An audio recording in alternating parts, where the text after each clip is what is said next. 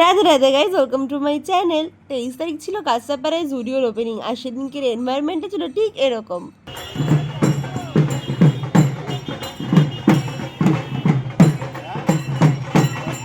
ঢাকের আওয়াজ আর এত ক্রাউড, বাবা রে, ওখানে আওয়াজের চোটে টেকা দেয়।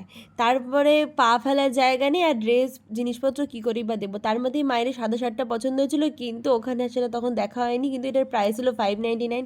এই স্ট্রেট জিন্সগুলোর ছিল 899 করে। আমার খুব ভালো লাগছিলো, কিন্তু মাসের শেষে জিন্স কিনতে ইচ্ছা হলো না এখন।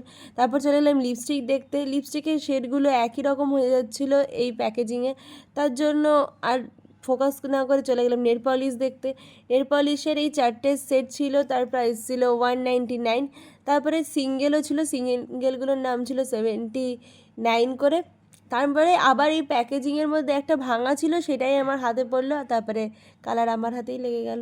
যাই হোক, তারপরে পারফিউমগুলো আমি দেখে নিচ্ছিলাম একটু, তারপরে একটু গায়েও মেখে নিলাম। তারপরে চলে গেলাম ফার্স্ট ফ্লোরে লিফটে করে। সেখানে গিয়ে মায়ের এই ড্রেসটা খুব পছন্দ হয়েছিল, আমার জন্য মা বলছিল এটা নিতে। আমি বললাম ঠিক আছে, বাকি ড্রেসগুলো দেখে আসি, তারপরে আবার এটা দেখবো। তারপরে অনেকগুলো এরকম সুন্দর হোয়াইট ড্রেস দেখছিলাম। আমার আবার খুব সাদায় চোখ আটকায়, সাদা আমার খুবই পছন্দের। এই জামাটা আমার মায়ের খুব ভালো লাগছিলো। মা এটা হাতে নিতে না নিতেই পাশের মহিলাটা নিয়ে নেয়, তো মা আশা রেখেছিল যে সে পরবর্তীতে ফেরত দিয়ে দেবে। তারপরে আমরা এই কুর্তিগুলো দেখছিলাম, অনেক রকমের কালেকশনের মধ্যে বুঝতে পারছিলাম না কী নেবো বা কীরকম কী চয়েস করবো, কারণ কোনো প্ল্যান করে যাইনি। এই করের সেটটা ভালো লাগছিলো, এই শার্টটা ভালো লাগছিলো, তো সব হাতে করে নিয়েছি আপাতত।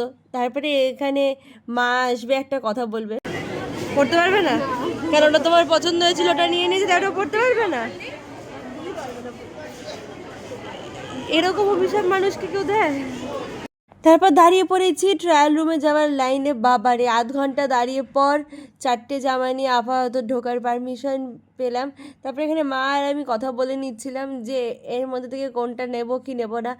যেটাতেই সব থেকে আশা কম ছিল, সেটাতেই সব থেকে বেশি ভালো লাগছিলো। তো প্রথমে এই শার্টটা ট্রাই করেছিলাম, এটা 599 করেছিল, পুরো সুতোর কাজ ছিল, আমার তো ভীষণ ভালো লাগলো।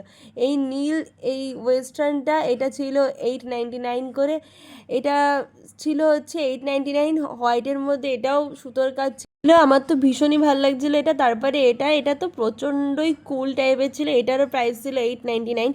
আর এই কডের সেটটার শার্ট আর প্যান্টের প্রাইস আলাদা ছিল, আমার মনে নেই। আর কিন্তু আমার কাছে প্রচুর ঢিলা ছিল, আর সাইজও অ্যাভেলেবেল ছিল না।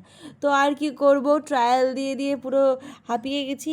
এরপর মা ট্রায়াল দিতে ঢুকেছিল, এই একটা ড্রেস মা দেখেছিল, মায়ের খুব পছন্দ হয়েছিল, কিন্তু পরে আর মা নেয়নি।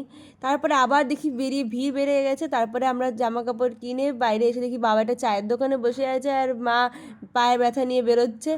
জুডিওকে বাইরে থেকে দেখতে এত ভালো লাগছিলো সেদিনকে, কিন্তু তার বাইরে ছিল এইরকম একটা ট্রাফিক।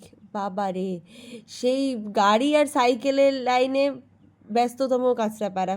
তারপরে আমরা হাসাহাসি করছিলাম যে কাঁচরাপাড়ায় এমনিতেই এত ভিড়, তার উপরে আবার জুডিওর ওপেনিং হয়েছে। তারপরে আমরা চলে আসলাম লোকনাথ বিরিয়ানি হাবে, ওখান থেকে লাচ্ছা পরোটা আর ক্রিসপি চিকেন নিয়েছিলাম ডিনারের জন্য। আমি দুপুরবেলা বানিয়েছিলাম চিলি পনির, তো ওটার সাথে খাওয়া বলে। তো এখানে তো বুঝতে পারিনি এত মোটা মোটা হবে পরোটাগুলো, দুটো নিয়ে এসেছিলাম, শেষ পর্যন্ত একটাও কমপ্লিট করতে পারিনি। আর এখানে শিখাদিও আমাদের সাথে খাওয়া দাওয়া করছে। তারপরে রাত্রেবেলা ডান্স বাংলা ডান্সের সুন্দর সুন্দর নাচগুলো দেখছিলাম। তারপরে নিজে ফ্রেশ হয়ে ঘুমোতে চলে গেলাম।